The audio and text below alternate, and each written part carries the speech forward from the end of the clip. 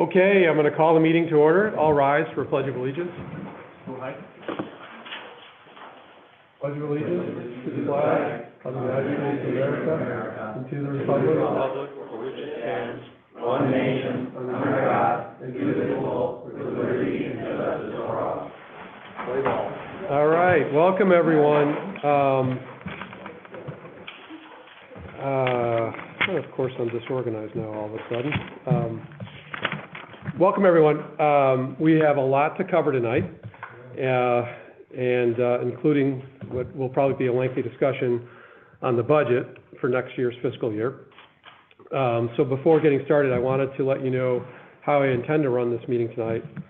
First, because we're down 2 trustees, I am going to defer item 14 relating to the proposed installation of flock cameras in the public right-of-way along Country Club Estates, Country Club Meadows subdivision, until the next meeting, which will be March 25th. Second, we will hear a brief report regarding the recent meeting of the Plan Commissioning and Zoning Board of Appeals. That will simply be a report on the PCZBA's recommendation of the Quick Trip.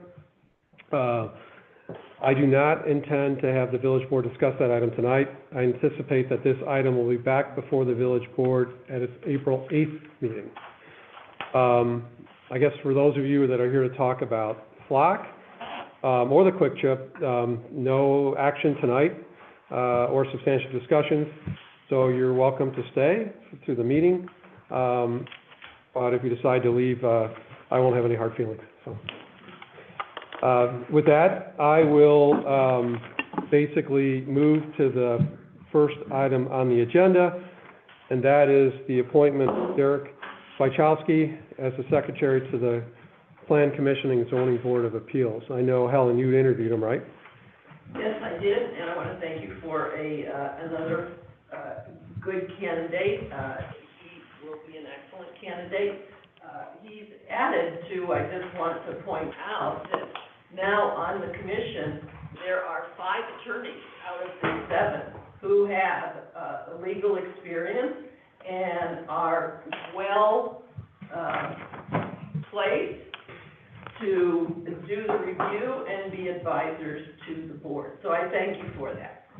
I know Derek from my company. I recruited him.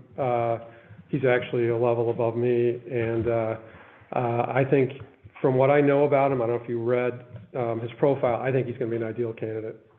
You know, it's funny Helen brings up the attorney thing, because the way I thought about it was we have too many attorneys on the panel. Yeah. Because we need a diversity of thought and other disciplines as well. So when I was actually going to ask how many attorneys were on the panel, because I knew we had a bunch already. So my perspective was usually a little different. But. Got it. Can I say that I think that having attorneys on the commission is very good because it takes away an emotional approach and it leaves you with individuals who know how to apply the law. And one of the things that we as a commission are asked to do is to make investigations and decisions based on the law that is found both in our comprehensive plan and in our zoning code. And applying that can be difficult, especially in the midst of tough decisions, which now as we move on from a larger village to smaller and smaller number of places where development can happen, becomes a very crucial task. And I find it a very good situation because it also involves the commission with people who are willing to do the hard work of the investigation that needs to be done and are not making decisions based on just emotion. Thanks for that, those thoughts. Who else is it? So Chuck's an attorney? Right? Yes. And who else is Magdalena? Oh, I didn't realize that. Okay. Yeah. I'm an attorney, Yeah, I Ken know is you an are. attorney, I know. Yeah. and Fred Smith is an attorney. So So do you need a motion to approve that? I do. Okay, I'll go ahead and make that motion, please. Moved by trustee Borowski, seconded by Second. trustee Tanucci. Roll call. Trustee Borowski, Aye. trustee Panucci, Aye. trustee Jamil, Aye. trustee O'Connor. Okay. All right. Everyone, yes? I heard a nay. You said no? Okay. So, yes, yes, yes. Do I need to vote? I do, right? Yes. Motion carried. I will not tell him, you know, he is looking for a bridge over Route 53. Hell, I have yours. You missed that one. I will not tell him that you voted no. That wasn't in the application. But when we met, I told you I had this candidate, and I'm like, wow, is there an echo in the room? So, anyways, all right. so- Stop laughing. No, you're all good, I'm sorry. All right, homeowners associations, I see Jeff Fuller on the line, you're first on the list. Jeff, do you have anything you want to bring before the board? Yeah, so no complaints, no real comments from the community. But I just want to take the opportunity to say thank you to Jeff Perry, actually. For the past couple of years, we've had an ongoing effort to try to repair the outlet from our detention basin. It's finally had its design wrapped up, and we're moving into permitting. But I just wanted to, like I said, just express the appreciation for Jeff's support along the way. All the way from getting the SURF grant a couple of years ago to now helping to answer questions about the permitting process. So, like I said, just wanted to say thank you. Yeah, that's good. Jeff, anything to say? Thank you. Any, Jeff, anything else from you? No? No, that was it. No, that's great. I'm glad they got that flooding problem figured out, so absolutely, that's good. Helen Dorn, Indian Creek Estates. What about Brian Clark from Cobblestone? All right, now it's time for public comment. Anyone in the room have public comment? We'll start with Benjamin Matthews. No, go ahead. You had your arm raised first, she was second. I just have two questions and one comment. The first question is regarding the special use application for 4369, please. 4359, Illinois 22, if there was any status updates to that. My second question is, I have a question about the upcoming election on April 1st. I'm just trying to get a sense of which trustees are running for election and which ones aren't, and how soon after April 1st do the new trustees get seated? And my third thing is just a comment very quickly about the proposed travel center quick trip on 53 and 83. My comment is recently there was a fuel spill at a gas station in Deer Park, and I hope that the trustees will keep that in mind as they discuss the potential quick trip, because there was a significant amount of fuel that ended up in their sewer system, and granted, that was just, luckily they had a sewer system. For us, and on our water, thinking about all that fuel ending up in our aquifer would be nightmarish, to say the least. Thank you. Okay, so I think the spill was in Mundelein, because my son told me about it. Are you sure it was Deer Park? Yeah, it was down on, the gas station down on, what, Clinton or something? Yeah. That BP or something. Oh, is that where it was? All right, so I may have it wrong. Yeah, it wasn't that big though, it was like a barrel of. Yeah, 30 gallons. The election, whoever gets elected on the first will be seated in that first May meeting. So, which is the second Tuesday in May, date that is. Who's running? You basically have Rita's running. You have Bobby that's running, and Adam's running, and Trustee Kritzmeyer, Ann is not running, and then Phil Corona is the last person that's running. Those are the four people that are running. So the three seats up are Rita's seat, Ann's seat, and Bobby's seat. Bobby's seat, yeah. So that helps. And then Oakley, And the president. Yes, and I'll guess my seat, so I guess I'm running too, yes. No update on the Route 22 property yet, it's still being reviewed by staff. and we have no candidate for clerk. So we're looking to fill that at some point too. Which will be by appointment. Correct, yeah. Okay, so we answered your questions. Helen, you have public comment? my public comment is because of several calls I received today. People are, by word of mouth, learning, about the garbage change. And there are just too many people who don't participate in the email system that the village has that have not heard about it. I passed on to several people the January connection, which indicated that a letter would be going to every resident. Nobody has received a letter. There is a great deal of concern about the haphazard way in which this is being handled. People don't know about it. They just don't know about it. Let me just say something. Historically, announcements like this were sent to all of the HOA presidents, and then they were charged with disseminating it, I was just gonna ask Krista, have you done that yet? Yeah, and that's exactly what I did. yeah. But hey, so we'll be in the bridge, when's the bridge being published? Got it today, here, so. It came today, so there is an article in there. The letter to all residents, how's that working, or who's doing that? Yeah, we're meeting with Groot this week on disseminating a letter to all residents and setting up new accounts. And then the, waste management pickup, I can't remember the dates offhand, but it was in. 27th. Oh, the Yep, 27th for yep, yep. And then the Groot cans are being staged in the Archer lot and delivered, over the next,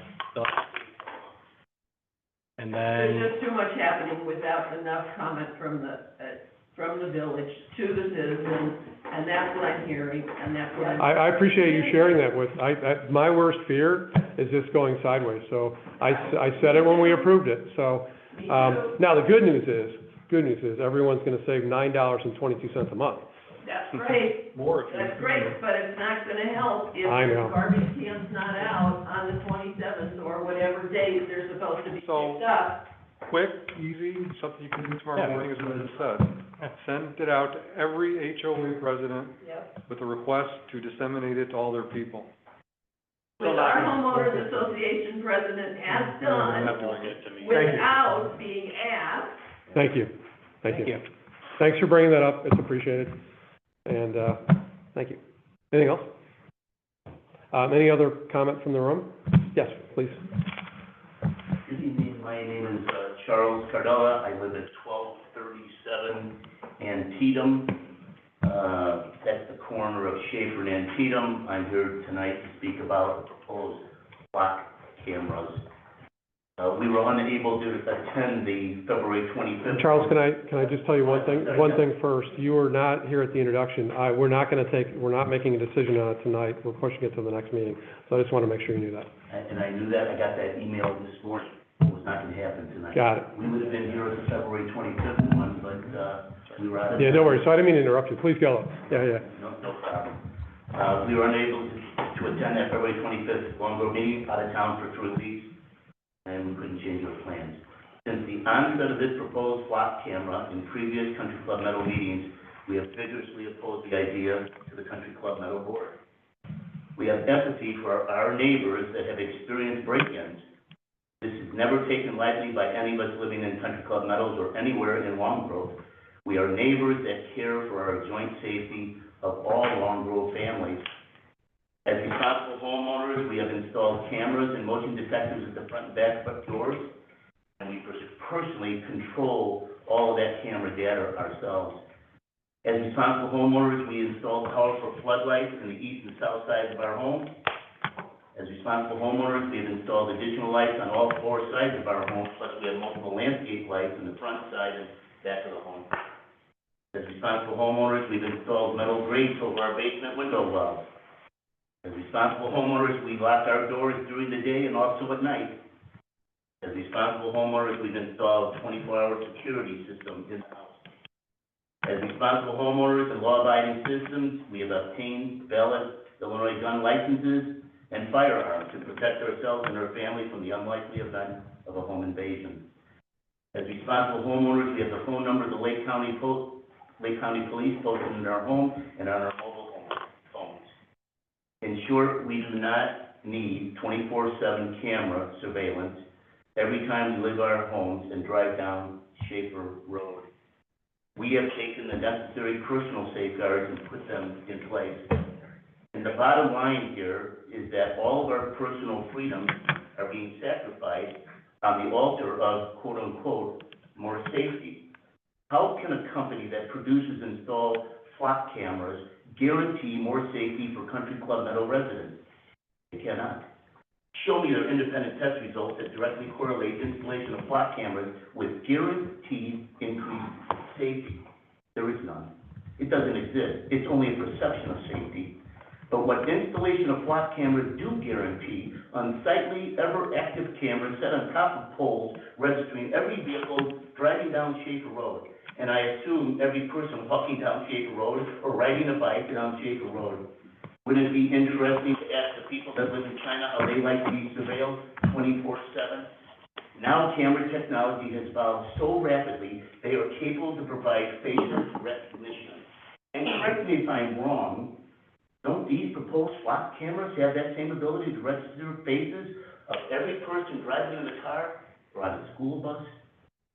Freedom is being infringed on our daily ongoing, daily documented by electronic cameras.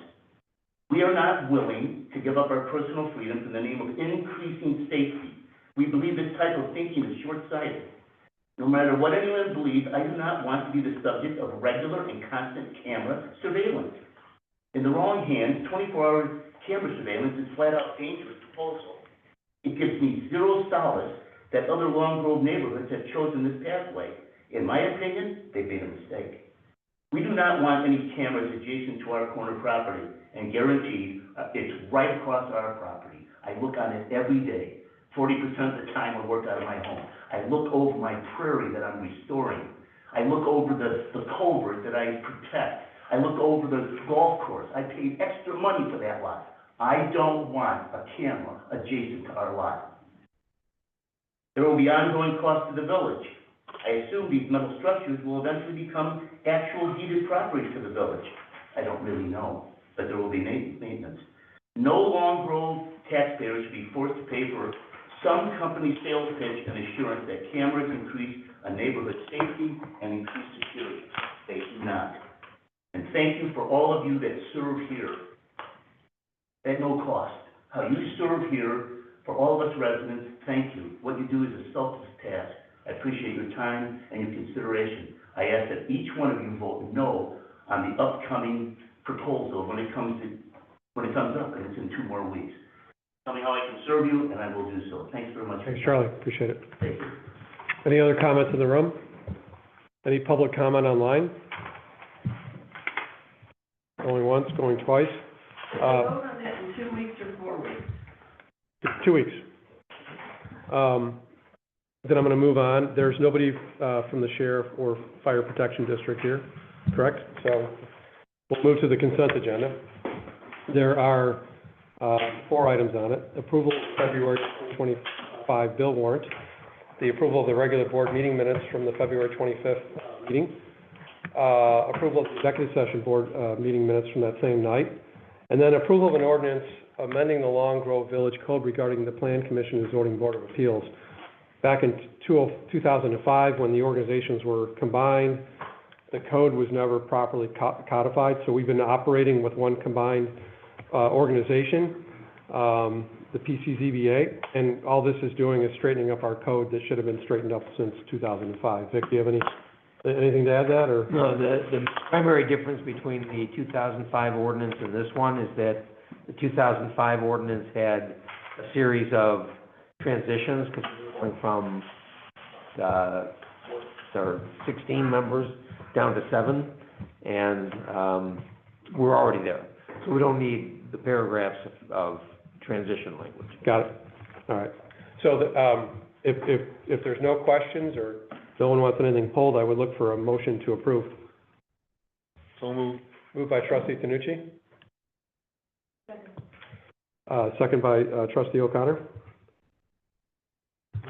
Roll call, please. Trustee Tanucci? Aye. Trustee O'Connor? Aye. Trustee Borowski? Aye. Trustee Jamil? I accept executive session. Okay, so you want that, you're He's abstaining on these. abstaining on it, which is still, Yes, Still goes right, with it, yes, yes. okay, so the motion carries. Now, I just been informed that, Caroline Chow of Gaywell Hamilton, is not able to make it tonight. Yes, scheduling snafu. Got it, so. We can move that to the April 8th. So we're gonna have a lot of time to talk numbers. I know that people are gonna be so excited about that. Yeah. So number 10, we're moving along, to.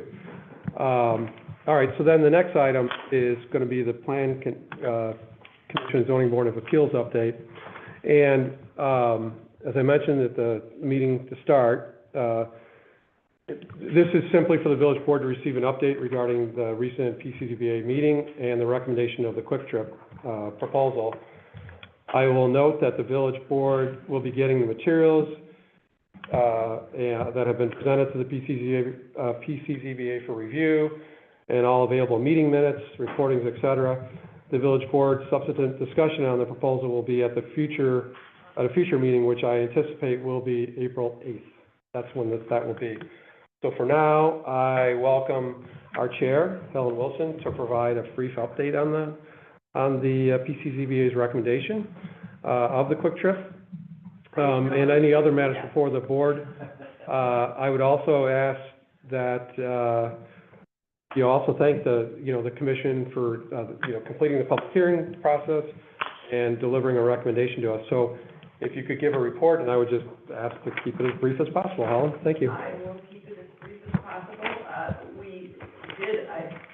I haven't been here as long as, maybe, no, actually, I think maybe more than most of you. So this was, the combination of the meetings, garnered more participation from residents than I've seen at any meeting before in terms of comments.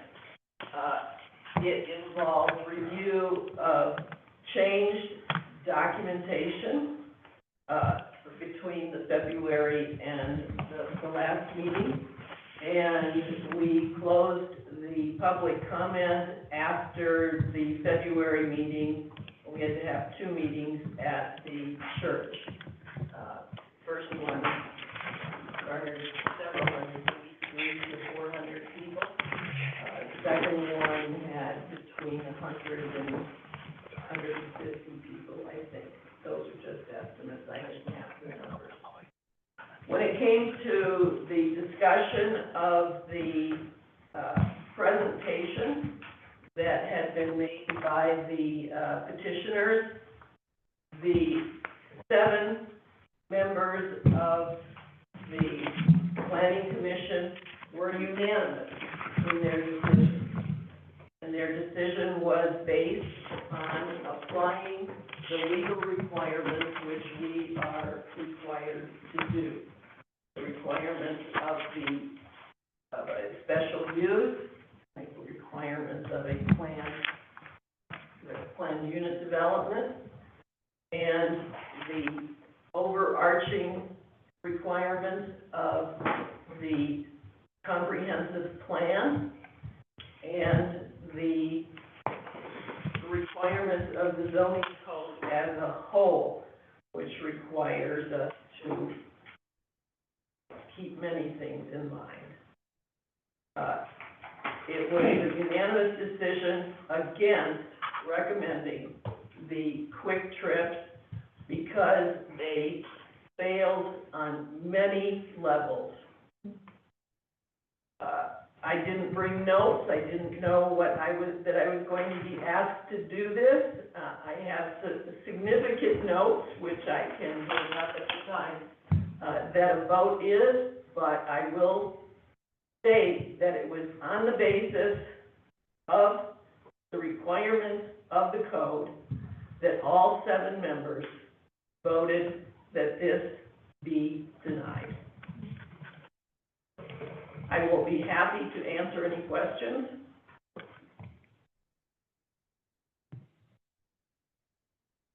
I guess done tonight. We'll get all the materials and we'll come back at you. I'll be here on the 8th. On the 8th, yes, thank you. Thanks for that update.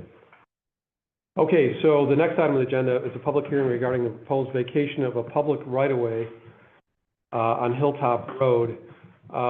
These residents are asked to, because, they have no control, it's like a dead end into their driveways, and, vehicles and everything is driving and they're turning around, and they've asked to, asked if they could take ownership of that property. So, and this came up a while ago. You know, Long Grove not, you know, these are public roads that, we maintain. So it's to our advantage to, you know, basically vacate those roads so that they're responsible for maintaining them. So I guess the process is I have to open up a public hearing, right? I need a motion to open up the hearing. Moved by trustee Borowski, seconded by trustee O'Connor. We now are in the public hearing, and now we are going to get feedback from the public if anyone has any concerns with that.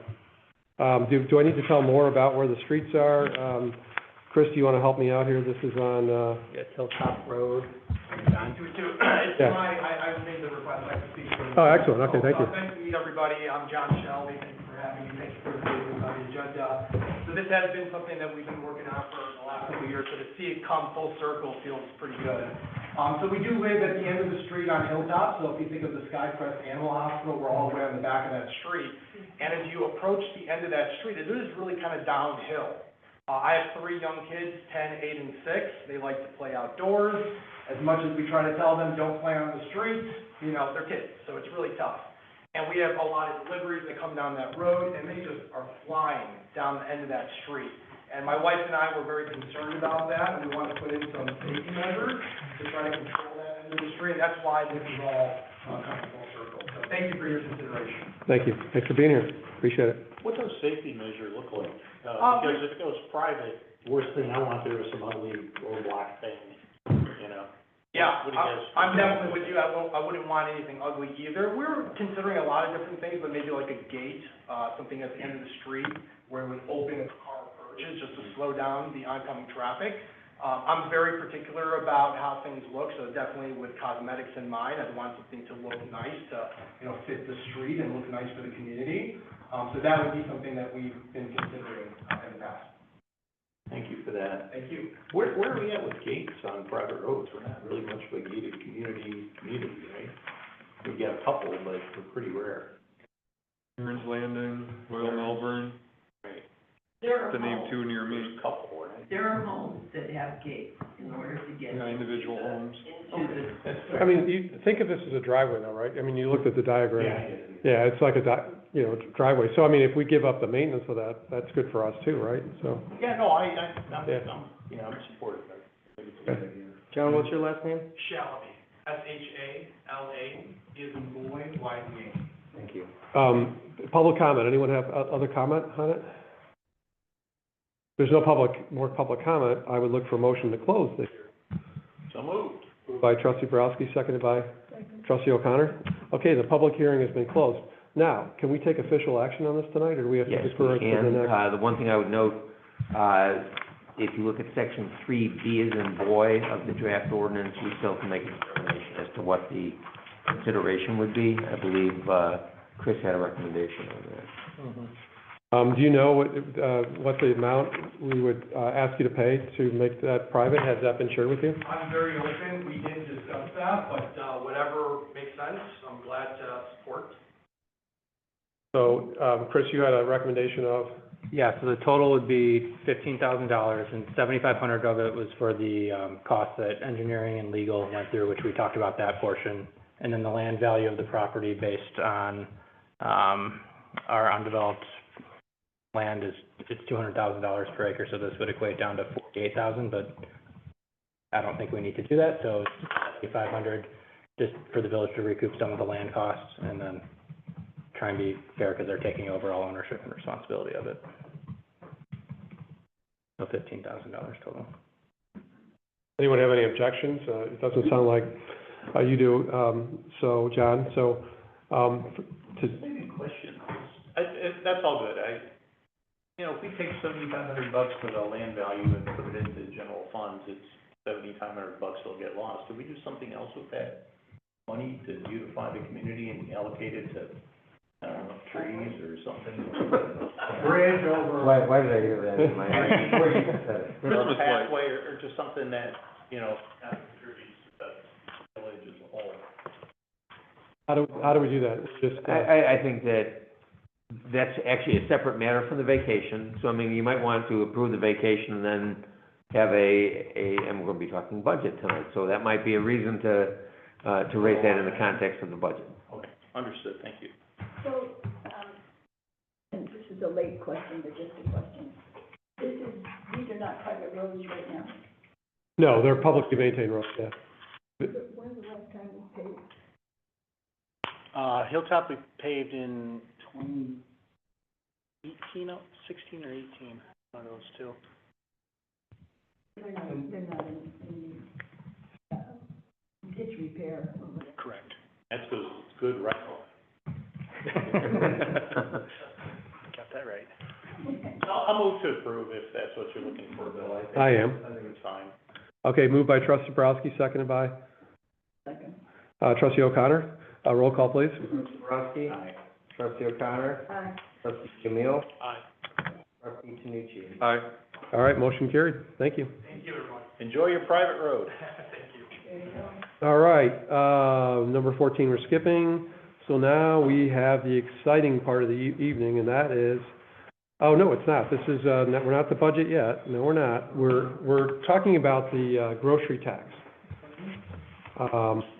We're on to number 15. And basically, in the 2025 budget, the governor eliminated the 1% grocery tax. Many of us, mayors lobbied together, because, you know, we're not home rule. We cannot implement a grocery tax ourselves, to get a provision in the Illinois code that would allow us to reinstate that grocery tax. And we're still getting money for that, but it goes away in January 1, 2026. January 1, 2026. So we wanted to, you know, basically put before you a resolution to allow us to reinstate that grocery tax. So when the state stops giving us money, we can go tax ourselves. Whatever that amount is, I think in the letter I wrote, and I saw in here, to Nabila, and sent it to several other representatives, 140 grand a year we would be losing. If we don't do that, it's probably even a little bit greater. I think Chris was commenting on, we could lose money from how they're doing the use tax in the future. And so this would make up for a potential shortfall. So it's real money. I don't know that it's gonna cause somebody not to shop at Sunset Foods or buy stuff from, you know, food goods from the Menards or CVS or wherever else food can be bought.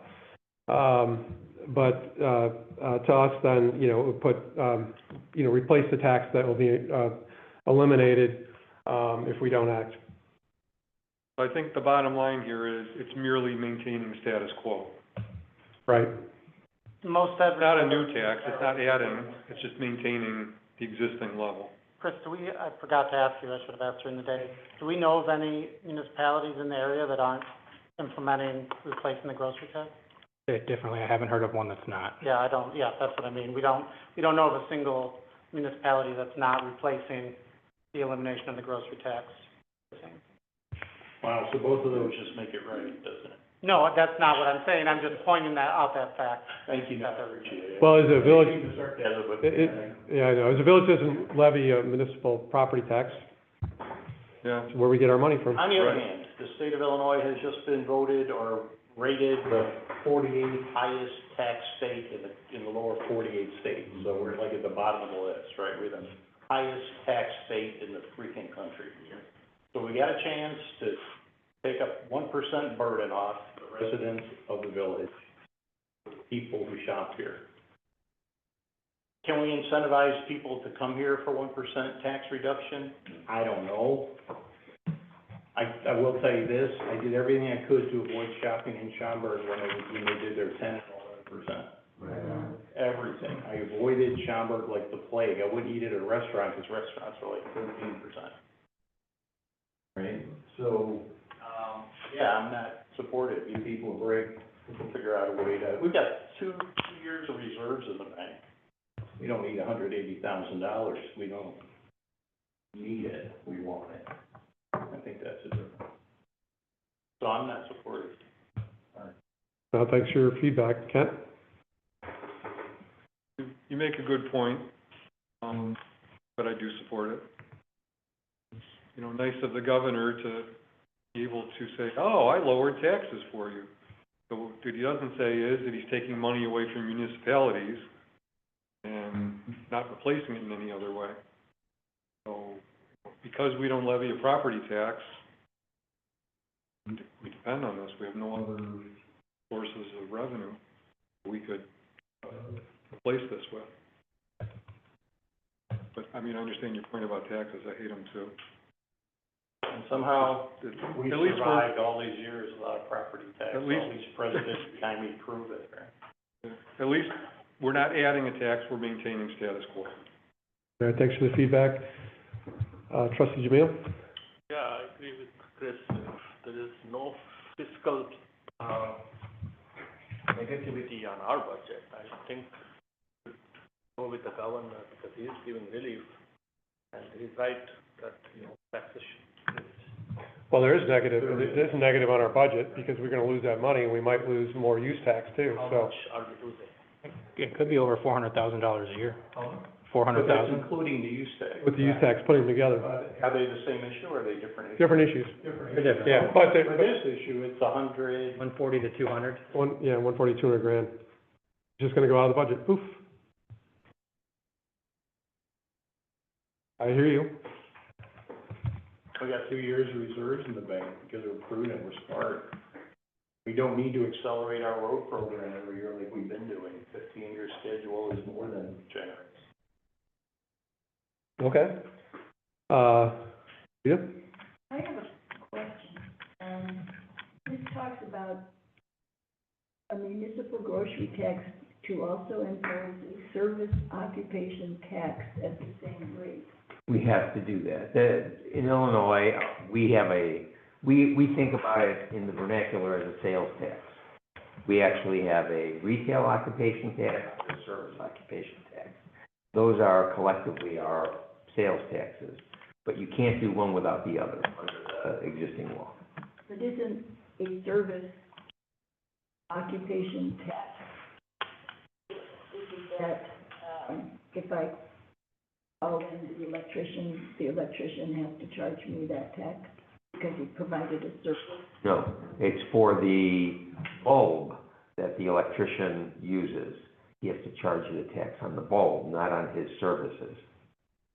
It's for the sale of goods in the context of delivering a service, as opposed to when you go to Sunset Foods, you take it off the shelf and you buy it. That's a retailer's tax. Right. But if you were to go to XYZ Electrical and ask them to come and replace your bulb, their services are not taxed, but the bulb that they use will be taxed. It's the motor on it, what Right. dishwasher or Yes. refrigerator, okay.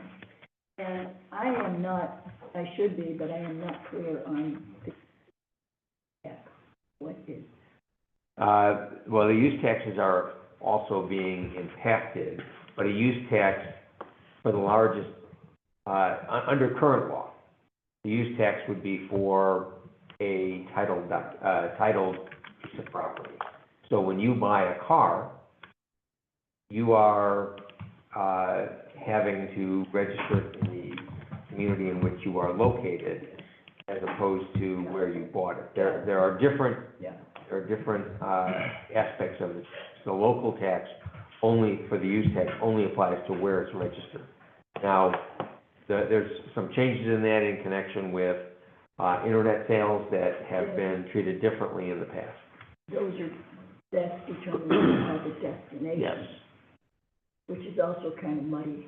Oh, that it is. Yeah, it's changing, yeah. But it's muddy, and I think it's the muddy. Is there any possibility that, this would not have to be the full 1%, but 0.75 or 0.50%? I understand. It has to that- be in 0.25% increments, but we don't have to do it the full amount.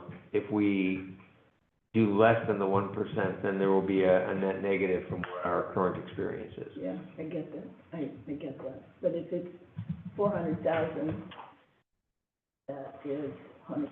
Well, I think that's, we're mixing and matching there. It's, roughly 140, 150 grand today, what we're getting. We don't have the exact numbers. It's hard to do. Okay, So that's the element. If you made it, 0.5%, you would get 75 grand of that 150 grand back, right? mm-hmm, So, the other, we don't know what's gonna happen with the, with the destination tax. right, And so, we can't impact that part of it, right? So, correct, yeah. correct. Is there any particular deadline? Like do we need to do this by certain things? Yes. We have to do it, we have to have it filed with the Illinois Department of Revenue by October 1st, if we don't want to have a discontinuance of the revenue stream. And if we're okay with a discontinuance, can we file at a later date? You can always, we don't have to file it, and then we can always reinstate it at a later time. Thank you. What is the 400,000? It was the two numbers, right? Go ahead, Chris. Yeah, it's the combined number between the grocery tax and the use tax. Oh, okay, The other one's a projection that we put out somewhere else, right? because they're like twins, they come Yeah. together. Right. So the state is taking two actions that negatively impact us. We have the ability to offset one of those two, not the other. Pritzker, when he directed that tax, said it would be temporary. So, During COVID, yes. yeah, so, but even then, we're getting nailed on motor fuel taxes as well. Our share of, Yeah. correct, so it's coming at us from all these directions. So this is just groceries though, right? Yes, groceries. It's not the Menards revenue? It's- Nope. No? Just groceries. There's a portion of the Menard sales that are related to. Yeah, they do sell food, yeah. Yeah, I know. Which is growing larger, Pardon me? which is growing larger all the time. Yeah, absolutely, I agree, I buy my cereal there all the time. Does it change anyone's position? Do you want to approve it tonight, or?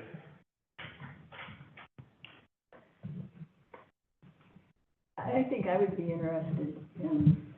Well, I have a quick question. Sorry, go ahead. Okay.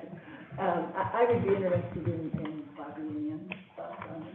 Well, we could Quite frankly, I think I know defer- what Ann would say, but I don't know what Ann would say, so Yeah, I would be interested in that. okay, so you prefer to defer it? I say yes, only because of everything else that's going on in this country with tariffs and so on and so forth. I don't know where it's going, but I think people are feeling the pressure and the office, so. Got it. Trustee Mill? Yeah, so, question is, what the other municipalities are doing? Is this, to my understanding, can you guys please explain whether this is circumventing and coming up with alternate to the governor's piece of the tax, or if it was there in existence, then why this ordinance again? Just for clarity. I think that it's fair to say that this grocery tax has always been nominally imposed by the state.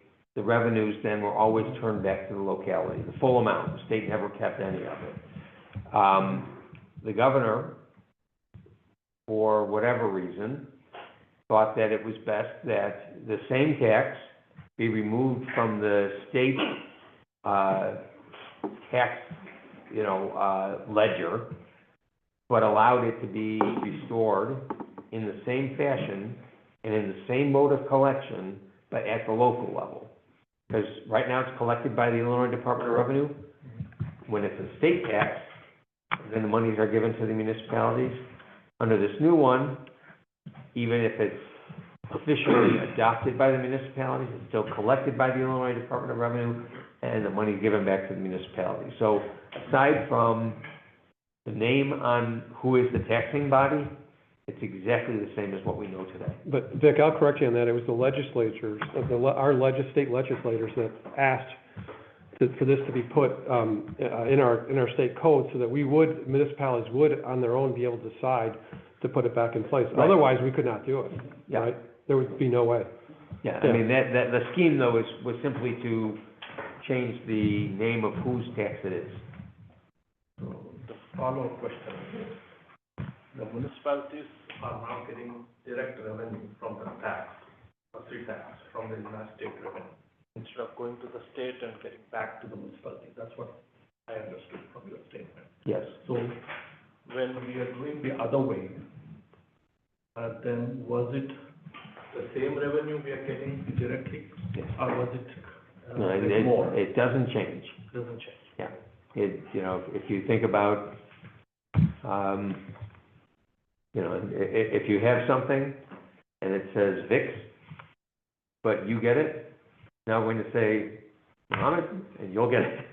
I mean, it's Same thing. it's really, it's a matter of who technically imposes the tax. But nothing with the collection, nothing with the scope, nothing with the amounts would change unless a municipality chooses not to adopt the tax in the same fashion as it exists today. So the state has gotten away with that tax, and now the municipalities are doing this through an ordinance and imposing the tax. Is Right, that correct? effective January 1 of 26. 2026. Right. Get the money back, I'm sorry, go ahead. So with her point, that, exports, imports, if you look at Trump's policy, the groceries pricing may increase, and if we impose additional tax of 1%. So I don't know how the residents react to this. This is not an additional tax. So Is it something? We're keeping what we already have. It's not additional. We're paying it today, then it'll go away tomorrow. You will pay the same amount on January 1st that you would have paid on December 31st. No change. All we're voting is to not change what's happening today. There is no additional tax. When the state turns it over, do we get it back dollar for dollar, or is there a service fee? Except for the fact that they hold the money for a year and get the interest. No, I mean, the administration of it, from how I understand, from the law, the language is the same, and from an administrative perspective, what I have seen from both the Illinois Department of Revenue and the Illinois Municipal League, nothing changes. All right, I suspect I don't have enough support, right, to do anything tonight, correct? I think for me, I just need to give it a little more. Okay, so what we'll do is, I'm going to put this on an upcoming agenda. Chris, because I'm new to the board, if we get away with this 1%, what is the impact on the Long Grove Village budget? If you can provide us a little bit more information, because, that will help the new members like me. Perfect timing, we're gonna be talking about the budget tonight, we can see what that means later on tonight. There you go, you're gonna get no pathways, no bridge. You're out. Well, if we can't get past it, so we're gonna put the bridge, so. No, but I think, I didn't mean to cut you off, Dr. Jamila, or make light of it, I'm sorry about that. But, we're gonna, tonight, when we talk about the budget, we can see the impact of it there, right? So I'm gonna, put this on another agenda, coming up soon. We have time until October. Yeah, I wanted to get this before the board and keep it moving, so. Thank you, all right. I'll just say, I can't believe I'm talking in favor of a tax. I think I've never done that before. Repent. It's hard to give up, Probably the last time also. government never has enough money, and it's hard to give up what you've got. I mean, we're just, the state takes away $1, and gives them $1. Nothing new. All right, Chris is gonna be the next Elon Musk in Long Grove. Look out, everyone. Oh geez, can't wait. All right, so we're gonna move on to the next agenda item, which is the village engineers report. This is the moment you've been waiting for. Yes. But I don't want to steal any time from budget discussion, so I'll be brief. Village Hall, construction's ongoing. You noticed the siding on the existing building, so that's ongoing. Next door, they're finishing the, lighting and paving and, putting in on the, primer, so it's gonna starting to look like something over there. The road program, we're, joining with Killdeer and Neela Township for that. Killdeer last week, expanded their budget, so we're working through that, so that's gonna kind of slow things down just a little bit, but, moving forward. And, bidding climate is still very good, actually.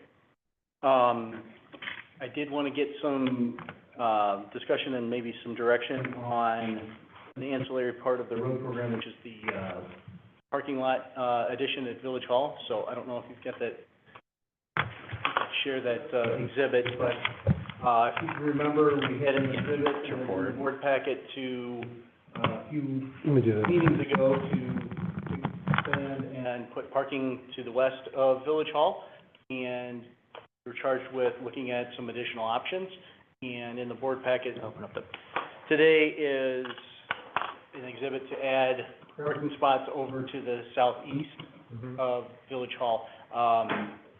You can add 6 parking spots over there. The topography after that falls off, pretty substantially.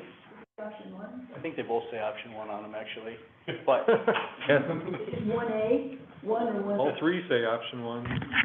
Yeah. It's the second of the three. I'm unplugged Oh, okay. purposely. Right there. Yes. Okay. Okay, I'm plugging back in. No, so I did this because, I didn't want to show everything on my screen. Okay, is this coming through now?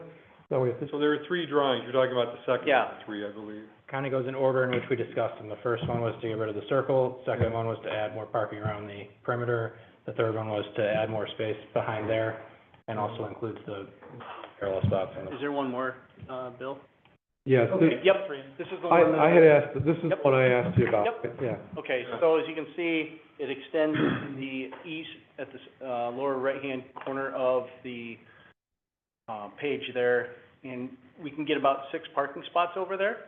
Once you get past that, the costs to add those parking spots become exponentially more expensive because of the topography over there, and you start getting into the wetter soils because of the wetland or the, dry creek or whatever we've called that over the last, year and a half.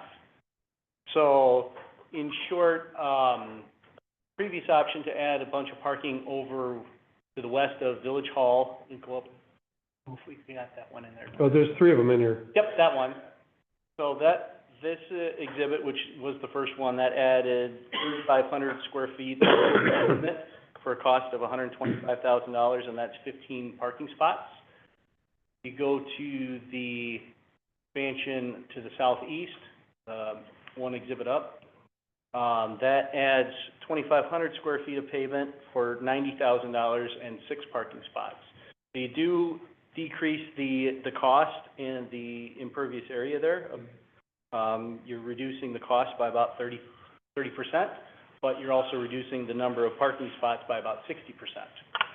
So there's some efficiencies to putting parking west of Village Hall, but, then again, the parking to the southeast, which is on this exhibit, does get it closer to the new Village Board room entrance door. Do you have any idea of what this would cost to add the park? Those 6 spots, $90,000. Oh, wow. What about over here, these spots right here? Those parallel spots there, that's about $50,000. Wow. Hey Jeff, on the far right of this drawing, you got that dumpster or trashing. How much trash do you actually produce here? Do we need that whole space for that, or can we put a couple more spots in there? Like if you were to, park them horizontal, 2 spots horizontal. I don't even know how much garbage storage space we need. I mean, we need more than a couple 96 galloners or No. no, right? Yeah, I'm not sure how big that one is in there. I know Killdeer has a 3-yard dumpster, and they barely fill that. The same. So, okay, so do we need all of that space? Probably not. Put a couple, I'll call them head-in parking spot right in there. You could, it'd be a little bit of, as Ann has commented a few times, like the Good Samaritan, letting people out of there, because there's no I way get to it, turn it around. but I'm just saying that's the only drawback I see of it. A little clumsy getting out. Correct. say I'd rather have that clumsiness than trying to do the parallel one right before the bridge, right? Yeah. The one at the very far left, to me, is So yeah, if we move forward with that, that could get us about 8 parking spots instead of the 6 that I just referenced, and then we just need to find, a home for the garbage. I mean, could you just go with the regular, whatever size, large containers, recycle and non-recycle for the, We could do the regular 96 gallons for each. and is there another spot to put them here, and would Groot like wheel them down, so you wouldn't have to worry about it? It could be, We have to figure something out for that. just But an we wouldn't need a idea. concrete pad. I don't know if it's a good idea, it was just an idea, that's all. Yeah, you have to put it somewhere. Well, I get that, sure. But I don't think we need a big enclosure anymore. Maybe I'm wrong, I didn't think you guys generated that much crap. 5.5 of us, it's basically a Right, family. right. when you can't throw anything in there except just regular trash, right? So, and then if you're doing that, you're not recycling anything either. What do you do with all the paper? Shred it, yeah, I don't know where, I guess it all goes into the dumpster right now. Yeah, so we're not recycling. If somebody has a pop can or anything, we're not recycling here in the village. So we might even be better served, Chris, by, by just going with regular containers. Yeah. No, I just looked at it, maybe we need to squeeze a couple more in there, or maybe one more in there, or something, I don't know. I get it, it's an awkward spot. Yeah. Well, you could have 2 if you really thought about it. You could have 2 containers for, or, a recycle and then 2 containers, right? I don't know where my reuse issue is going, but talk about that. Well, let's hear, so just take a pulse, what do you guys think of, adding some parking spaces here? You're being. To the right side, to the right, Oh, the right side. yeah, yeah. I'm in favor. No, well, I think, just stay with me for a second. What about just right here? Are you good with this? Yes. That's the first one in our packet, correct? Yeah, Second. second one. This is the first one. What's wrong with the first one? The first one really isn't adding anything, right? Rural spots added, and then we were asked to see if we could add a few more. The board objected to this the last time. Right, Yeah, the first one. This one right here. right, Yeah, they objected to it. yes, And then I said, right, I threw a wild idea out, yeah. and I said, hey, what about if we move that shed and get rid of the shed? What's in the shed? Junk? I like this one. This is good. So, Second option. How much is it? How much more? 90,000. 5% sales tax. 90K for, how many we are getting? Yeah, I guess so. which shed, sorry? Additional 3 spots. This is an additional, what, 8 spots? Yeah, 8. And you could get another spot or 2 if you took out the. Yeah, it's shown as 6, but I'm anticipating 8 when we, take and find a new home for the dumpster. Okay. Oh, it's 8 with dumpster option. Okay, got it. And then I'm not hearing, And we're talking about. we're still talking, Here. yeah, this year, we're just talking about this. Just, would you all feel good about putting parking here? Yes. Parking. Where the dumpster is. No, there's a shed right here right now. 1, 2, 3. Oh, I meant the shed. Yeah, the shed, okay, got it, Thank yeah. you. 1, 2, 3. Yeah, I get it. Yeah, I get it. I'd be much more interested. Mega parking, where you have to drive across the grass to pull up. Yeah, I would, if I have to choose one, I choose the middle. Trustee Jamil, what'd you say? Yeah, that's good. That's good, all right, so that's, okay, so I know we don't have everyone here, but it sounds like we aligned on doing something here, to take out the dumpster, even better. What about this other area, putting some parking over here? And all the brickwork. Oh, and the brickwork too? Do we really need the brickwork? I don't know. That's where everybody parks anyway, the park. Well, we have no choice, there's nowhere to go, yeah. I know. So I'm parked on the bricks over here, so. make your own parking right now. What if we don't do the circle, knowing that if we have no choice, open to us? And by us, I mean staff and elected officials, not the public. We're not gonna make the public park on the grass. Is there any low-cost way of doing this, like, crushed limestone? Not, and then it's porous, so, it's good. Is there a way to do it? Yeah. Have I done it? Yes. Do I know for sure that that would comply with village code? No. Can we change our village code? Yes, we can. I know from time to time I've gotten taught of that in different villages, so. But if you put bricks there, they're always settling, Right. just like out here. You put limestone, washes away, snowplow.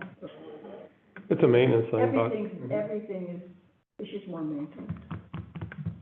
it's just a thought. I mean, what, crushed limestone or whatever it is, or what that really costs, because you're gonna get out of the car for the most part on the driveway, right? So, Like the other passenger. yeah. So what if we do the lower right corner, don't do the circle, and if 2 or 3 years down the line, we realize we need more parking, then we do the circle? And I think most people are gonna park on the bricks anyway if we need more. I mean, what's your mobilization cost at that point? I mean, you got the equipment here, you're gonna wanna pave it and be done with it, aren't you? Versus Yeah. remobilizing for that. Yes, you're correct. If you do it later to add 1, 2, 3, 4, 6 parallel spots, you'd pay more for it at that point than you would, this year when they're here resurfacing the lot and adding the other 8 spots. Correct. There's an economy of scale there. Can you price it out both ways? With and without? Yeah. Yeah, and we Can you bid it both ways too? We can bid it as an alternate, Yeah. like we've done before. It's crushed limestone. No, I think they're going back to paving it, just paving it. Asphalt, Asphalt, yeah. surface, Yes. As an option. town that we live in. Well, you have to though, it's Village Hall, you have people coming and going in different footwear, you can't.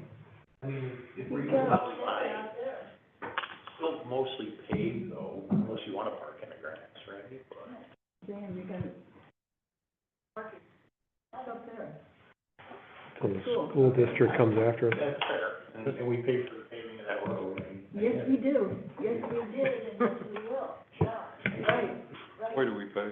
So, I hate those parking spots on the left side. I hate the idea of it. But I wouldn't obstruct you guys if you guys felt that it made sense. I just don't see people doing a lot of parallel parking on those radiuses. Well, I don't see them doing it. Especially if it's crushed limestone. Fully agree. That's why I'm saying if you're gonna do it, you gotta pave it. Right. If you put limestone in there, forget it. It's only 4 spaces. All right, so, yeah, go ahead. The new boardroom is gonna have a capacity of 70 people to be there. And we currently have 24 spaces, plus these 6 will get us about 30. I don't know if that factors into the equation at all for anyone, So they're but, gonna be parking up there anyway. which we don't have authorization for. But Be on the road. So could I just, again, make a recommendation? Can we, We can park on our road. you can park in on the right-hand side. can we ask our village engineer to bid? Yes, dear. 2 ways, right? So then we can still have the debate, but, and we can decide once we have the pricing, and maybe we'll be surprised, All right. all right?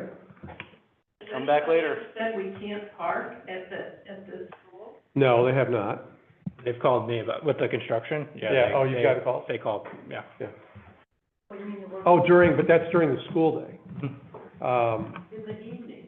No, no one said anything in the evening. It's a safety issue during the school day. Yeah. Yeah. The worker bees are parking? In fact, I got scolded by, one of the, monitors for the playground, because I was on a business call coming in here for a meeting, and I stopped short, And, they ran over and said, "You can't stop here." And I said, "Okay, I will move," you know. But when it's being used as a playground. Yeah. That's entirely different. Yeah, but, you know, it's like, we don't know who you are and whatever, and I said, I'm actually village president, but I understand that. Well, I can't be here, so I'm there, okay. I guess I'm trespassing now. But, so to your point, yeah, I mean, yeah. All right, so we've made a decision, at least to get 2 quotes. Boy, it's an accomplishment. Thank you. All right, now to the even more fun part. This might be tough now. Oh, are you done with your update? Well, you know what I didn't do? I didn't share this online, did I? Oh, well. Sorry, guys, online. My apologies. Let me do the budget, right? And I will share that.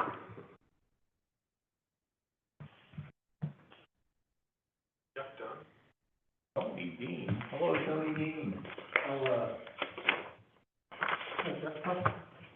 Any other? Talk some more while he's doing this? Just real quick, I was gonna say the pathway study, the plan for that, we have our next meeting next week.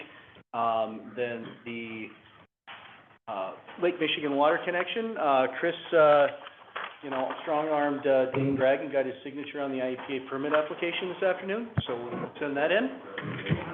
And then the, HOA, road grant program, we're gonna have a meeting to discuss, where to take that on March 20th.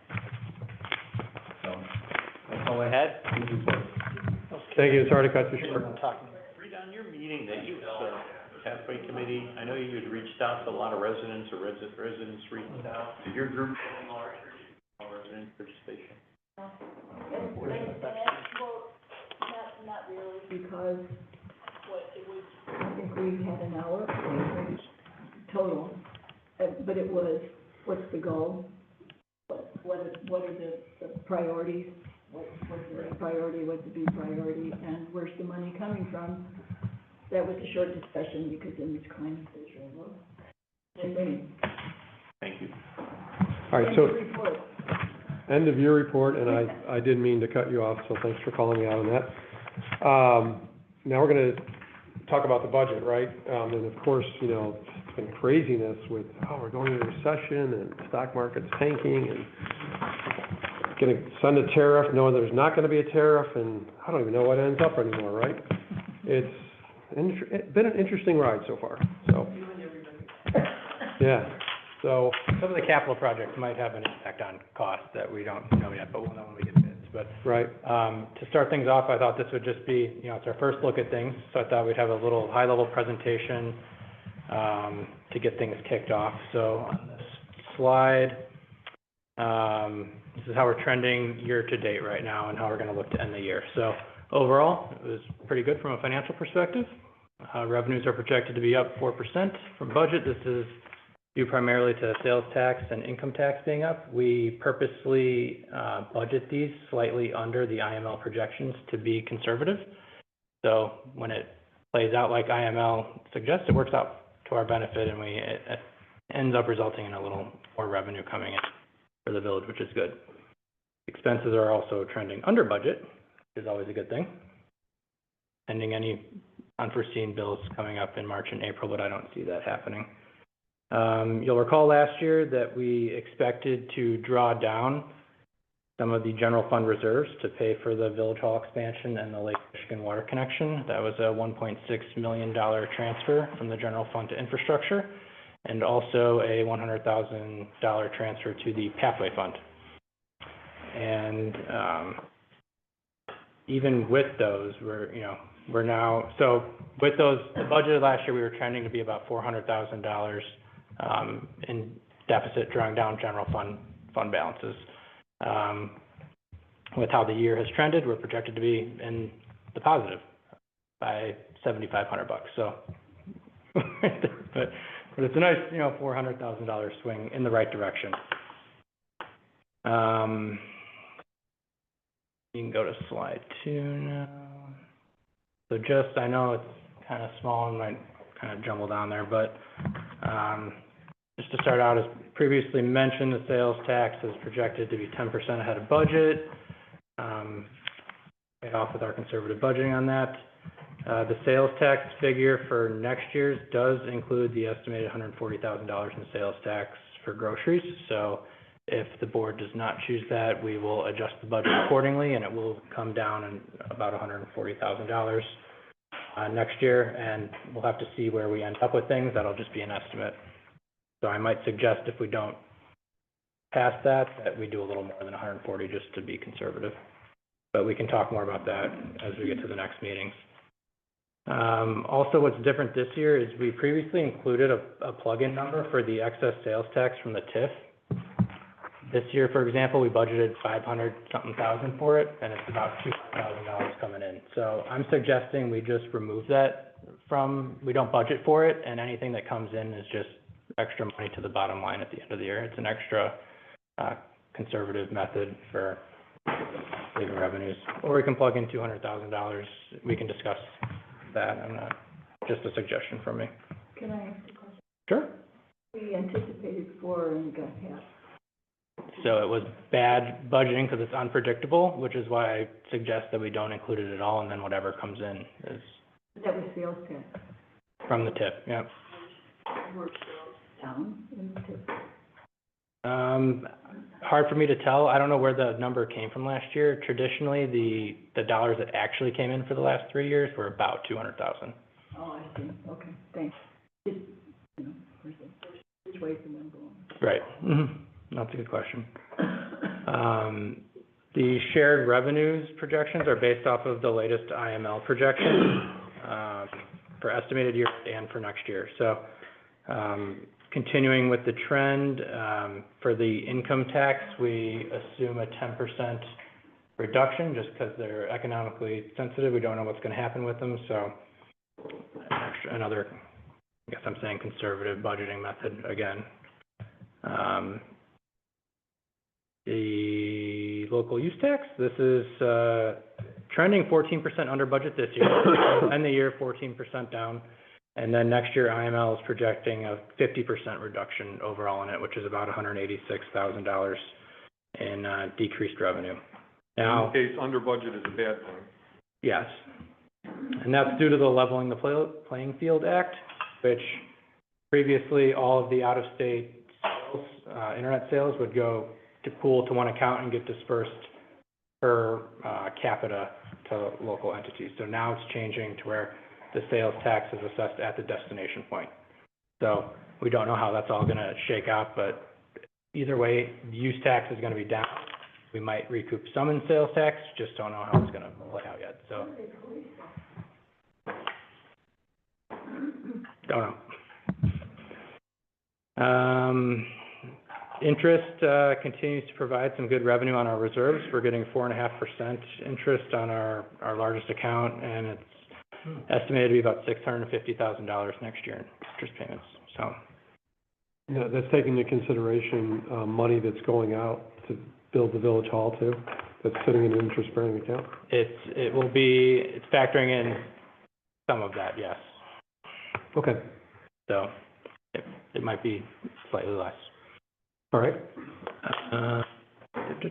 So overall revenues are going to be up 2% from last year. That number will change based on the grocery tax calculation there. On the expense side, wages are budgeted as a placeholder right now at plus 5%. CPI is at 4.2% this year. Obviously, the final pay adjustments would be within this budgeted amount, and we haven't had my review yet, so I don't have any numbers on my stuff, so that'll come up later. Safe Built, we've had them for almost a year, and they've gotten right up to speed with things. They're trending very well. The only thing we haven't done with them is go to the online permitting, which we are going to push to get done by the end of the fiscal year, because we think it would be a good benefit to the residents here and streamline our permit application process. We've been down 2 people in Village Hall, so we've had to just try and keep other things moving. So, but that is one thing we want to get going that would ultimately be a benefit to the village. I think I put. Did we track their complaints at all? What kind of complaints? I haven't gotten one. Any metrics or anything? I've gotten compliments. Oh, that's nice. So just as kind of a cost comparison, the expenses that we spent with Safe Build, estimating about $285,000 for the end of the year. The revenue we bring in through permitting is $225,000. So that gives us about, $40,000, which offsets just a small portion of our in-house,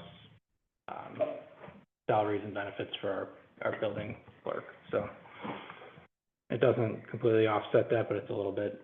So that's why we try and be slightly ahead of, the expenses.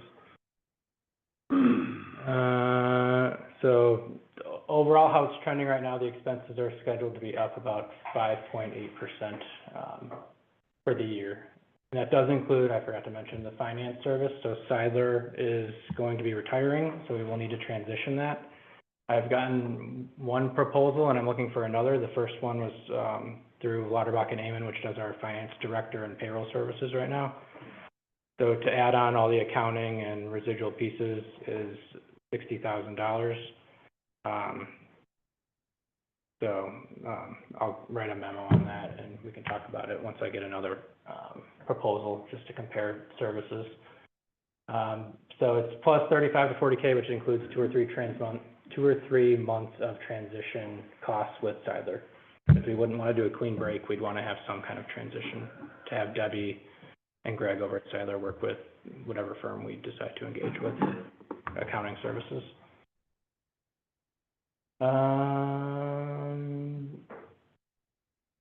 Yeah, we can go to the next slide. Yeah, well, you have a comment down here about currently the general fund draft budget has a $1.2 million surplus, right? Yes, Is that after Village Hall or before? that is after. That's for water, right? It includes the water, it includes the transfers to the infrastructure fund. Now, part of the reason is, we're getting money now out of the appreciation from the TIF, right?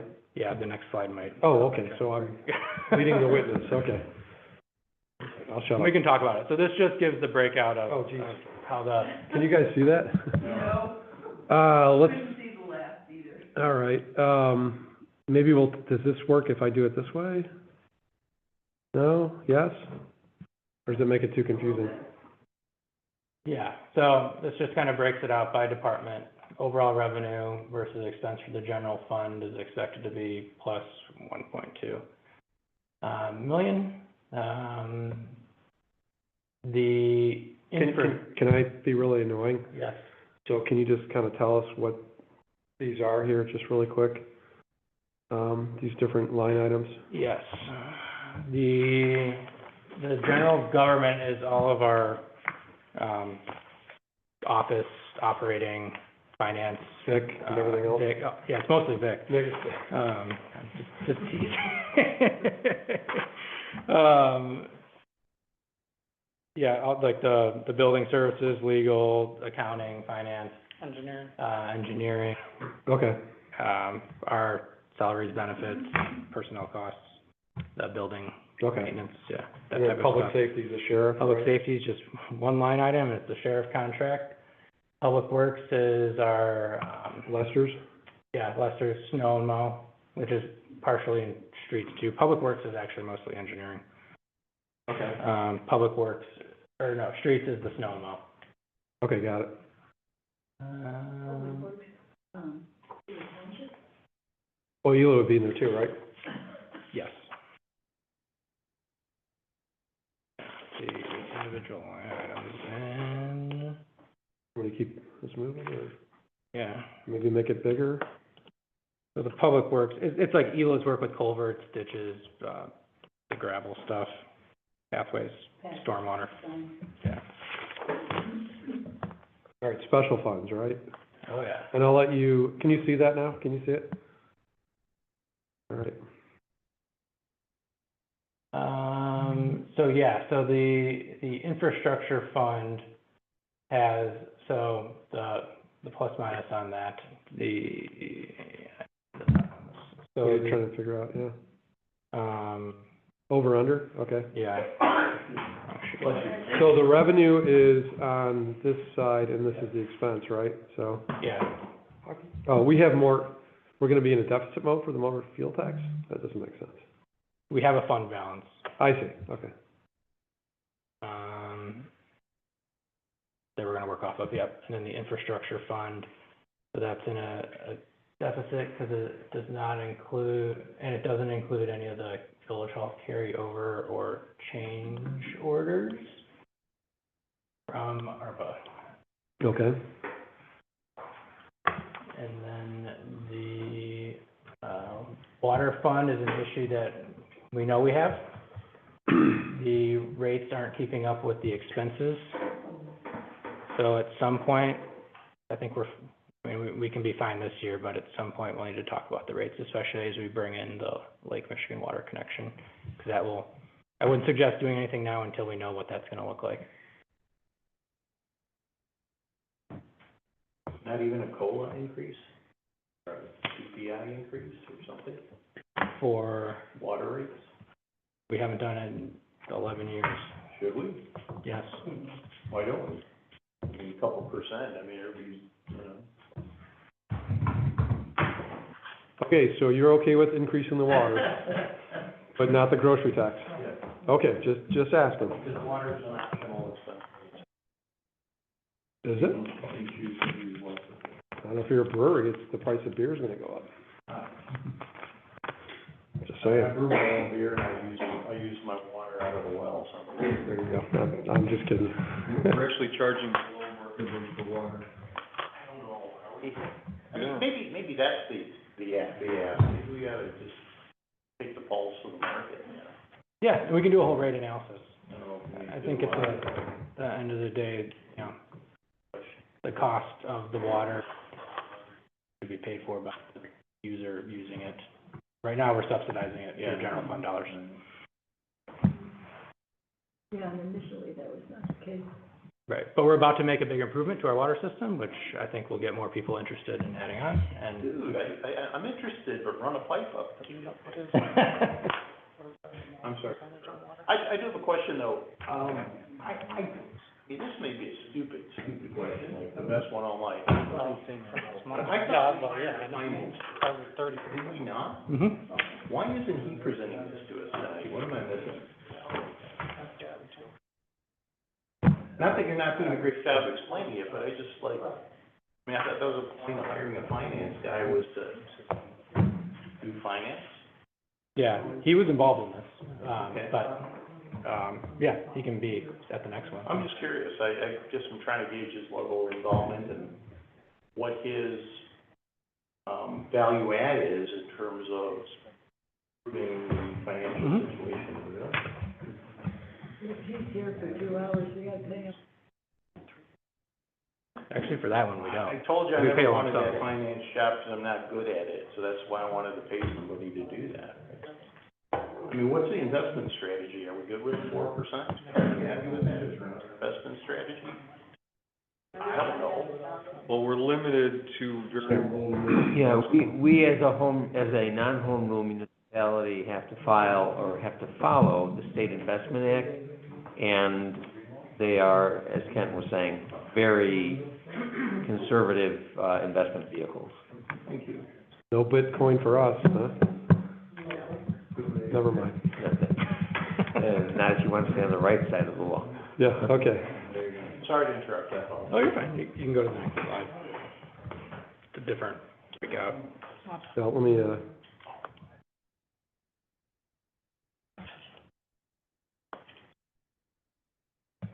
is this the whole thing, or am I messing? No, that's it. I just want to be consistent, because I think Ann and previous managers always, this should be a familiar looking slide, so I kept this one in there. Okay. So it just shows a breakout of where our revenues come from and generally where they're going towards. So you can see the majority of our revenues come from sales tax and income tax. The rest, very small sections. Most of our expenses are wages and benefits, Lake County Sheriff for the police, Public Works, snow and mow, and the office operations, component of it, so. Bless you. So 9% of our revenue now is coming from the TIF repayment, which will go away in 2031, right? Correct. Yep, okay.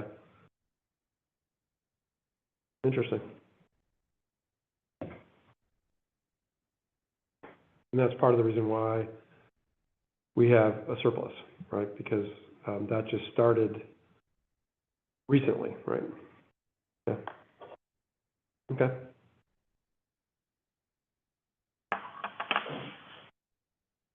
These are bigger words, so. So we have some capital, side of things. So the infrastructure tax, which is the additional, tax we put on the sales tax, is up 2%, for the budget next year, and I think it might end up actually being a little bit higher, so we'll have to see how that goes. The Lake Michigan Water federal grant, Jeff mentioned, we got Buffalo Grove's signature for the, and Bill's to apply for the EPA, or IEPA, or EPA for the IEPA permits for it. The grant is through the EPA, that was approved, so we're expecting that we can start, being able to apply for construction reimbursements whenever construction starts.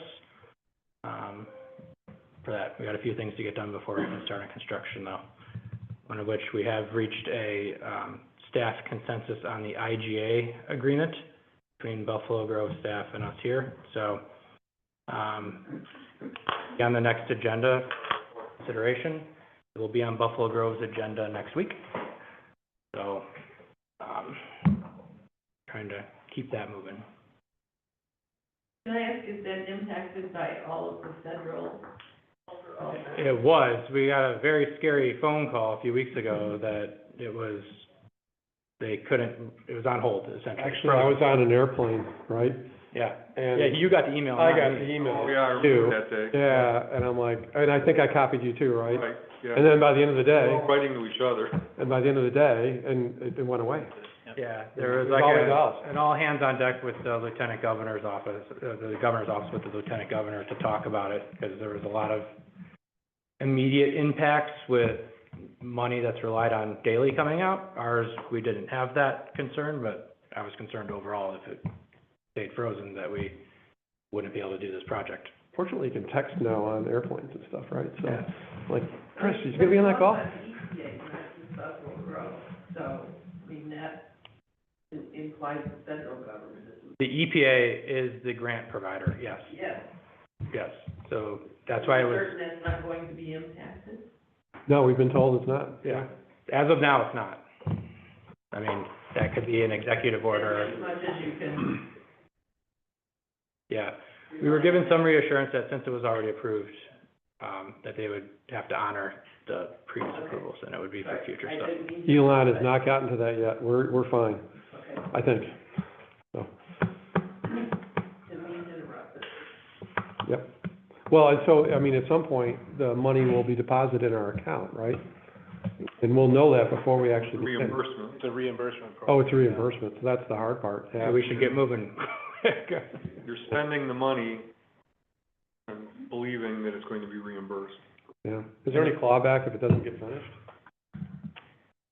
Have to read the agreement, but. Yeah, let's look at that. It's for construction, not, construction only, Construction, right? yeah. So, yeah, we've already completed engineering on it, so. Okay. So the infrastructure fund currently, as of as Q3, had a fund balance of 1.8 million. This gets a little tricky. So the transfer of the 1.6 hasn't occurred yet, in the budget books. So it's actually 1.8 plus 1.6 would be the fund balance minus any chunks of payment we have remaining for the Village Hall and Lake Michigan Water project. So, I think the next time we talk, we'll have some more, solid numbers on that, but, it's in decent shape right now. But then we get into this year's projects. So the roads we're projecting right now, we're gonna have 500,000 from the MFT that was approved at the last board meeting through the MFT resolution. And, the carryover into infrastructure is about 84,000, for that. And then, the Village Hall rehab, as we know, never ending, so we're still going with that. Hopefully, we're done in Mid-August. mid-August. We're gonna stick with their plan. So there's gonna be more payments with that. We do have some, there have been some change orders tied to that, most of which have been approved already by the village board. So overall, it's looking to be about $182,000 to $200,000 more than the, budgeted number for it. I have to do the calculation on the bid cost versus what we budgeted to see how it washed out. We're about $2,000 of change orders with the fire suppression, ComEd connection, storm shelter, and, the rest of the stuff is all. So that's not new, that's stuff we've already approved. Yeah, there's a few new things, but those are smaller and more normal things that we would expect for a change order, stuff that they just find in the field. But I'll bring a comprehensive list to the board soon to consider those for approval. Also included this year is the Archer Lot drainage improvements. If you've been out there after a rainstorm, it's a pond in several places in the parking lot. I've actually had to have Lester's, pump it out about 4 times now this winter. Otherwise it turns into an ice rink. It's not very safe. No. So those are much needed improvements. And then I think the following year, we'll probably have to do a resurface on that, but not to be included in this year's budget. Then the Village Hall parking lot, you guys helped clarify a chunk of this for me in the previous discussion. So I have $400,000 as a placeholder in there right now. That was, I think, more than what it will end up being. I just wanted to have a higher number that we can trim back as you guys made decisions. So The, EV charging station, 30K is for what? that is to run the conduit, Just conduit? Jeff, in Seems the, high. Well, $30,000 to put the conduit would be high, Yeah, Yes, so. from there to there, 30,000. Well, but that was change order costs, as opposed to part of the project, so the conduit will be a lot less than that. That did include the cost of some units, but, if we proceed with that, we should look for some grants and. yeah, so the guesstimate on the unit costs, Mm-hmm. yeah, I don't know that. A little more likely. Now, that's something we're gonna privatize, or have we thought about privatizing that? I would think we should, because right now we currently, under our franchise agreement with ComEd, do not get charged for electricity because we're a non-revenue generating site. So if we do it on, yeah. also, in other words, we could charge for the use of the chargers and make money on it. And we can rent them as opposed to owning them. Protects you from the VHS beta. Oh, sure, we could, don't have to outright buy them either, so. If we would not be able to buy, if we buy them and we wouldn't be able to buy them and not charge without getting rid of our status with ComEd and then paying for electricity for the entire site. Plus whoever comes and charges. But that's a philosophical thing too, I mean, if we're gonna have, it should be free to the public that comes here, so. Disagree. You disagree? Same as taxation, right? Why should I, up on the north side, pay for somebody's free energy down here when I'm never gonna use it? We're working back at that $150,000, I love it, keep it coming. Yeah, well, we gotta put a meter in it. Why should it be a free or an employee, why should an employee get free electricity from North Long Grove people? Is there? Well, we get the electricity for free, right? Yeah, but I don't know how it would work if we install the electric charging. I don't know that we'd be able to maintain that status. Really? Okay. This is news to me. If you put it in the charging station, you don't pay for the electricity? We don't pay for it right now. If we do put in the charging stations, that Maybe- ComEd's gonna wanna charge, We don't pay for electricity for this building? no. I think it's part of our franchise Yeah, part of our agreement. franchise. So We have ComEd a- enjoys the permitting side of things for easements, and in exchange, we get free service at non-revenue generating sites. Why don't we put the stations in? There you go. Now, we pay for at the pump station, for example, because we charge for water bills. It's revenue So generating, we pay okay. there. Anything else here?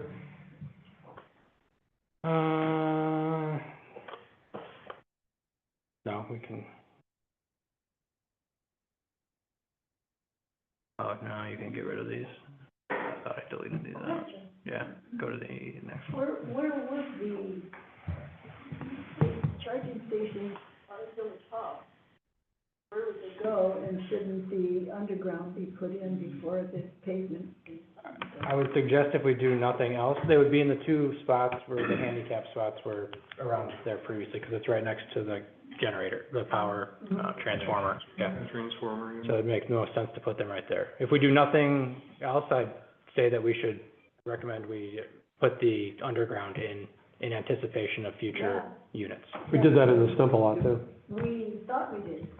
We did. They're there. They're there.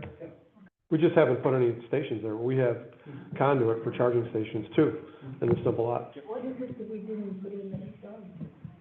Wire? No, we never do that. I don't know, it was the fiber optic cable that was supposed to go under Old McHenry Road that never happened, right? And Reverend Parker Coffin, yeah. Yeah, It could be. that's what I think you're thinking of. Yeah. This was just a rehash summary of the stuff that was kind of buried in between all the other words previously. So these are the capital projects we have planned. I wanted to open it up to discussion from here to get the board input on the budget overall, or maybe we want to take bite-sized chunks at different sections of it. Oh, discussion, there you go. What's to add to it? If there's any other project ideas or anything else, we can crunch numbers on to see if. Well, I'm still gonna try to convince the board to go with an HOA road paving program. Not that we will pave the HOA roads, but they can apply for funding to pave their roads. So we're gonna have to put something together that would basically provide a framework that we could contribute to a fund that could be drawn upon by HOAs for road paving. For like loans, to loan them? No, basically, for all of us that, live on private roads, we do have some benefits. We can just decide to do whatever we want to a certain extent, but, we have to maintain them, right? So it comes out of our pocket. And when I ran for office 10 years ago, the big issue was the issue with some people have roads that are paved by the village, they're grandfathered in, some do not, and, we thought we didn't have enough money to pave the roads. Right. So, by golly, we had plenty of money to pave our roads, right? And I know Chris is, we're way ahead on our road paving program, so it turned out to be false.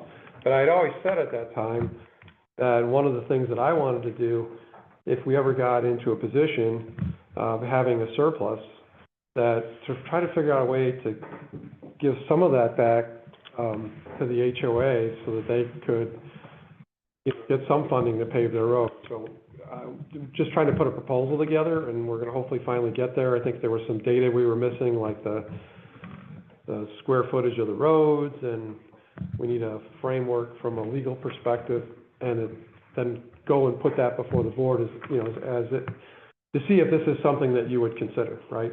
And it would benefit those that have private roads, right? And I know I didn't get a favorable reception the last time, but let's see where this goes, right? You got a reaction that said we're lacking information, and I think we were at the point of saying, hey, look, we're open to talk about it, but we just didn't have enough data. I know. We didn't know how many miles of road we had, or what even the proposal was for how much money would be available versus, Yep, that whole thing. I got it. We didn't have I it. don't think it was negative, I just thought we just didn't have enough Yeah, information. it wasn't sorted out yet, and so I've been like, Chris knows, oh man, something else, we're not gonna get to the HOA road paving program, right? I bug them all the time, because all these things blow up, and you never get to it. So I think we're close to getting a framework together that we present to the board, and, hopefully we can get that done before we finalize the budget. Does that include sidewalks too, or? He really didn't mean sidewalks, so, Adam. I did not say that, I never said that. This proposal should, have the HOA fees reduced to the village is paying HOA. And we should put a caveat that HOA, the fees, they should deduct it from the residents. I'm sorry, can you, It's very high. Some HOAs charge very high. They money what we pay. oh, yeah, we do, right, so we have to, We are paying it, we should slash that. They charge for the roads, private. There was a rumor floating around, the Oval Office about an executive order to try to ban HOAs across the country. I don't know if you saw that. That's true, that's true. Really? Yeah, That's not a that's joke? true. No, that's not a joke, that's true. Don't ask me why. Can't ask me that, I just heard that. I don't know where I heard that, I just. so anyways, it's a concept that, something I would love to see, and I thought that last year, maybe this year is the year that we put something together, and it would not be, that, I was thinking that it would be a fund of money, that a pot of money that could build over time, and if we had budget problems, we just don't put money in the fund. And then I don't know, it provides some fairness, but I don't want to open up that whole issue that happened like 11 years ago. Not at all. That was not the intent. The intent was, though, to honor what I said when I was running for office 10 years ago. If we had more money, I would hope that there would be a way to provide funding for the HOAs that have to pay themselves to pay the roads, so. The concern I had last time is we have to temper expectations. Because when people heard this, I think there was some expectation that, oh, we're gonna pave your roads for you. If you take the dollar amount we were discussing last time and divide it into the number of HOAs, I recall off the top of my head, it was like $2,000 per HOA, which, okay, it's nice to get that money, but that's a minor fraction of what they're paying to take care of the road. Pay for snow plowing. No, it doesn't, and, yeah, our HOA's been saving money to build that fund for years, and $2,000 is nice, but. Yep, let's see where it goes, right? And, yeah, so. So just to summarize, it was a lot of money for us, but for each HOA, it was just a teeny bit of money. And that's what we want to understand, so all for listening to that, if you need help, even working on it, I'd be happy to help you. Okay, thank you. Well, I don't think it's a bad idea, I think it's an interesting. We'll ask for help. So, all right. So are we gonna conclude here on the budget at this point? Yes. You want to email or call me? Tomorrow? Sure. Or sometime this week? We can, yeah, whenever. Okay. All right. Anyone else? We talked about with, not having a lobbyist, but having, it comes up then and comes up when we do I did, open space. lower that budgeted amount by the amount we overpaid this year. So that is another, Which one? the Midwest Sustainability, Route 53 line. So we can, it's a placeholder. Yeah, yeah. All right, so let's move on to the village president trustee reports. The only thing under my report, I will say is that, we did, refresh the letter, Vic actually refreshed the letter, in opposition to that development that's proposed, Kemper Ridge, thank you.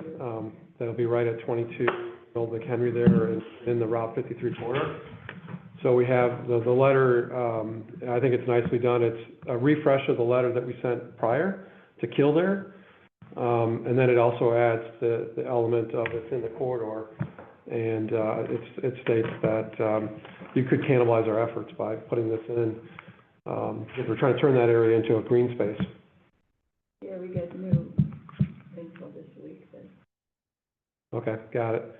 So anyways, that letter was drafted, so that's the end of my report. Trustee Borowski? No report. Okay. But Trustee Jamil, anything? Yeah, I have, to ask, it's not a report, but, as she was pointing out, somebody was pointing out about the transition for the trash. Yeah. You know, if the village can send out, how to set up an account. Yeah, we're waiting for the group to. Online link to it, so that the residents have a clarity. what the account set up. Yeah, there will be a letter directly from Groot to every, I would appreciate that, that's all. They need to send that out. Mhm. Well, so the contract was officially signed, right, over the weekend. Sunday. It was in my mail slot, so it's mail slot, so. That's some of the, Yeah. So shouldn't that info be on our Facebook page? Is Jack taking care of that? we did a post, because Waste Management is gonna, they just sent us dates, and this is all happening. This happened yesterday, I got the dates from Waste, yeah. We knew this was gonna be tight because with the change in village managers and stuff like that, it was, like, I discovered it accidentally, right? But we had enough time to do an RFP, and we just knew we were gonna be in a tight time frame, so, Right, and I get that. yeah. I appreciate the effort. Unbelievable. Just for what it's worth, over the weekend, talking to people, there are several, just on Sunday, I ran across several people who don't get any communication at all from us.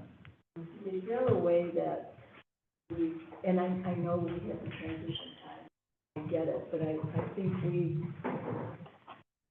permits are issued, I think we need that person system, so that they're not bypassed. It certainly isn't intentional. If we had a system in place that once it's entered here, it automatically transfers here, that kind of, I don't know what happens when people sell, because when they close and the people who go, they really don't have to come and let us know who they are. What's it, GDRP, what's the proper terminology for data privacy?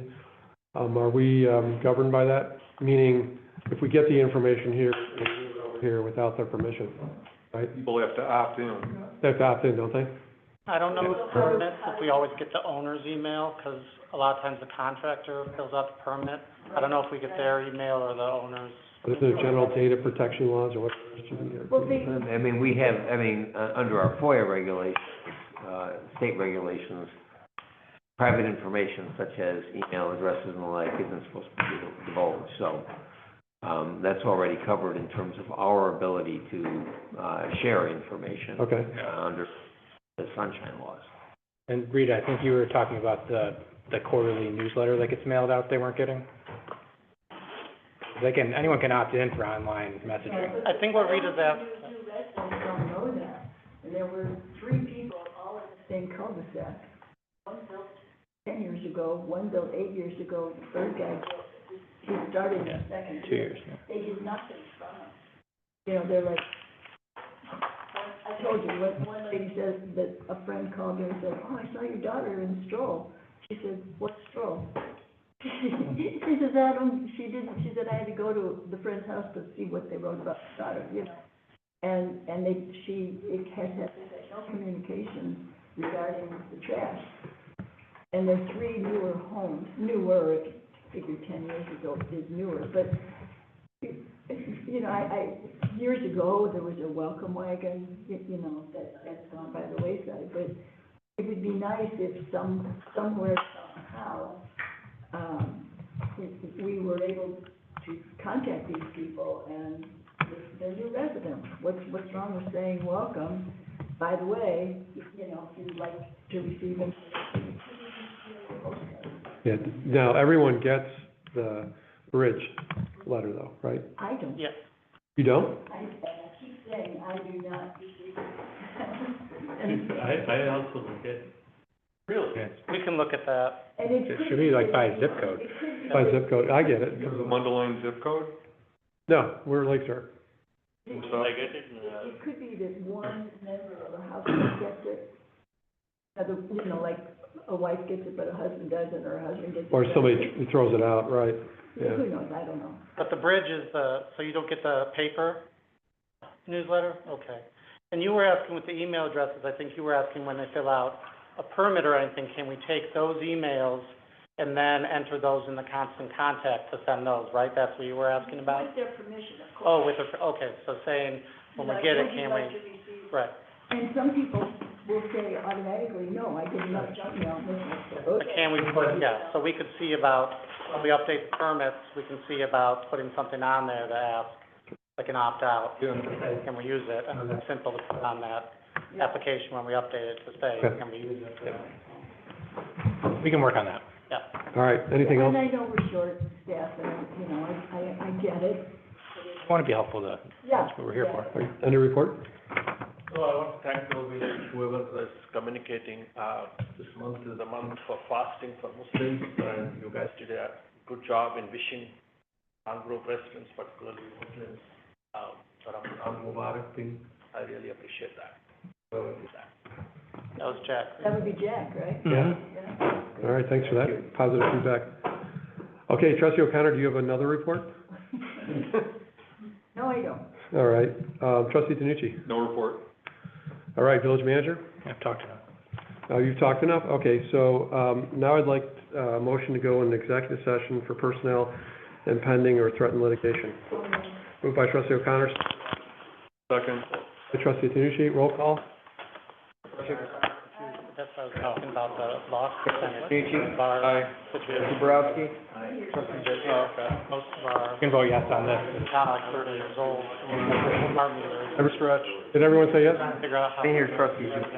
Are you gonna say, We end up doing you're gonna have to go? having the village use our. Okay, can you stay for a couple minutes, or? Some for them and. What? Yeah, you could be, or just leave during the middle of it, so I think you need to hear this. There's a lot. Yeah, I remember it.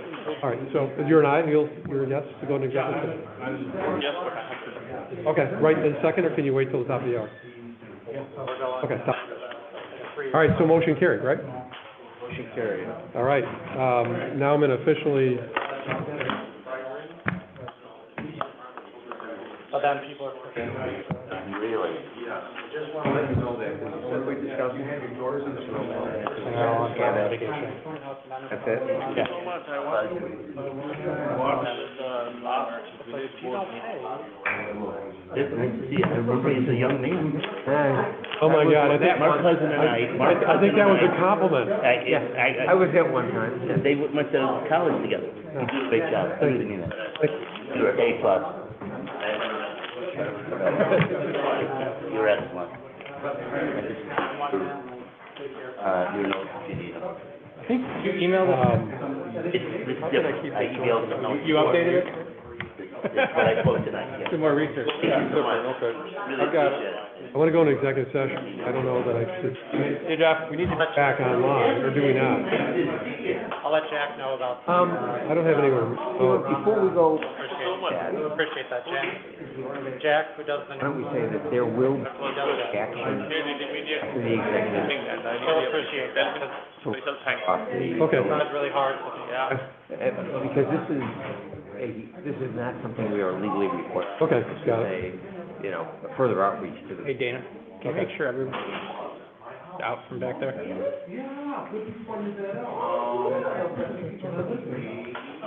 Charlie, Cardelli. Have you been fasting all day? Yeah, You're hungry? yeah. You should have brought a snack. Cardell. She's Republican chair, Linda. You have your full meal? Okay, you know what I'm gonna do, so that, I'm gonna, everyone, I'm going to announce that I'm gonna stop the video recording because we have no one remote.